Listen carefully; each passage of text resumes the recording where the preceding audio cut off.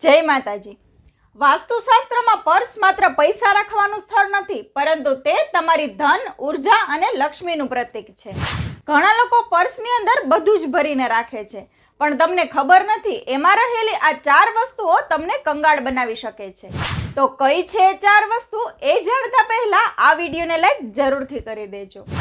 પહેલું છે, પર્સમાં દવા રાખવાથી પૈસાની ઉર્જા દવા સાથે જોડાઈ જાય છે અને આપણું વાસ્તુ કહે છે જ્યાં દવા હોય ત્યાં ધન ટકતું નથી, તેથી પર્સમાં દવા ક્યારેય ન રાખવી જોઈએ।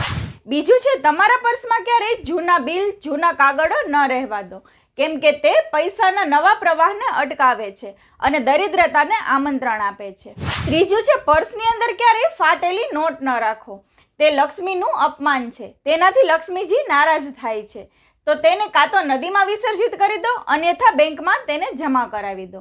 અને ચોથું છે, જૂની ચાવીઓ, કાટવાળા સિક્કા, સેફ્ટી પિન, આ બધું જીવનમાં અવરોધોના સ્થાન પ્રબળ કરે છે અને આવકનું સ્થાન અટકાવે છે।